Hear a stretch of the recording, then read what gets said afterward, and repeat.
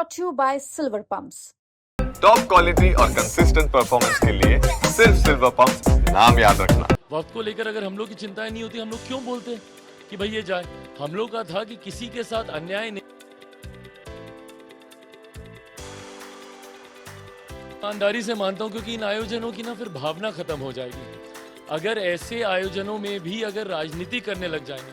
केंद्रीय मंत्री चिराग पासवान ने आज इफ्तार पार्टी दी है। इफ्तार चिराग, ये बताइए कि बहुत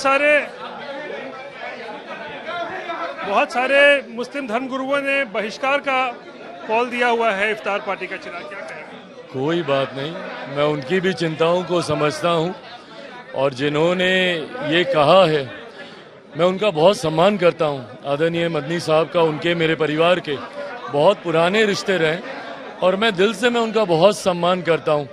बस मैं सिर्फ इतना उनसे कहना चाहूँगा, वैसे मैं बहुत छोटा हूँ उनसे कुछ भी कहने के लिए, पर मैं इतना ज़रूर कहना चाहूँगा कि हम जैसे लोग जो कि दिन रात आपके लिए खड़े रहे, मेरे नेता, मेरे पिता आदरणीय रामविलास पासवान जी ने 2005 में अपनी पूरी पार्टी समाप्त कर दी, सिर्फ और सिर्फ बिहार में एक मुस्लिम मुख्यमंत्री बने। हमसे आपको शिकायत, पर वो लोग जिन लोगों ने हमेशा मुसलमानों को लूटने का, ठगने का काम किया, उनसे आपको शिकायत नहीं। 2006 में सच्चर कमेटी की रिपोर्ट आई थी। क्या कहती है वो रिपोर्ट?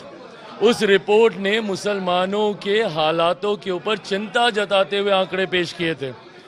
और उससे पहले कौन थे सत्ता में? 2006 से पहले की अगर आप बात कर लें, एक लंबे समय तक केंद्र में कांग्रेस की सरकार, बिहार में लंबे समय तक कांग्रेस की सरकार, राजद की सरकार लगातार, वो सब हितैषी हो गए और हम लोग, जिन लोगों ने अपनी पार्टी कुर्बान कर दी, हम लोग गुनहगार हो गए। बहरहाल मुझे कोई दिक्कत नहीं, वो बड़े हैं, वो जो चाहें वो कर सकते हैं, बट मेरा समर्पण मेरे नेता के विचारों के प्रति जो है, मेरे नेता, मेरे पिता आदरणीय रामविलास पासवान जी के विचारधारा, जो सामाजिक सद्भावना की थी, जो सामाजिक न्याय की थी, मैं ना इस विचारधारा से कल अलग था, ना आज अलग हूं, ना कल अलग होऊंगा। मैं अपनी राह पे ईमानदारी से, नेक नियत के साथ आगे बढ़ता रहूंगा।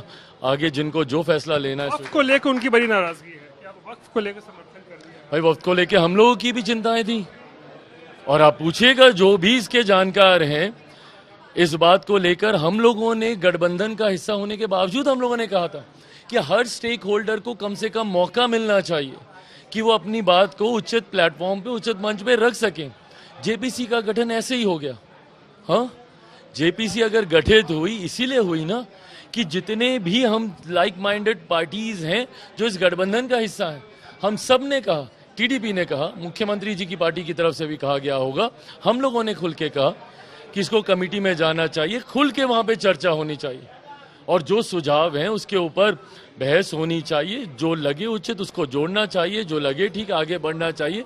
जेपीसी में मामला गया। वक्त को लेकर अगर हम लोग की चिंताएं नहीं होती, हम लोग क्यों बोलते कि भाई ये जाए।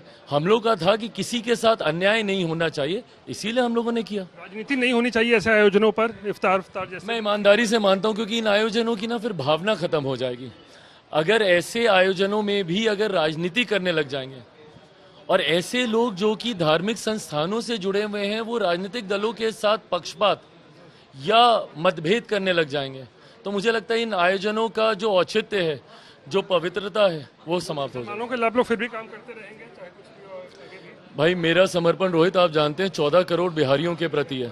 मैं बिहार फर्स्ट, बिहारी फर्स्ट की बात करता हूं, ना अपर कास्ट फर्स्ट की, ना मुसलमान फर्स्ट की, ना दलित फर्स्ट की, ना पिछड़ा फर्स्ट की, मैं 14 करोड़ बिहारियों की बात करता हूं।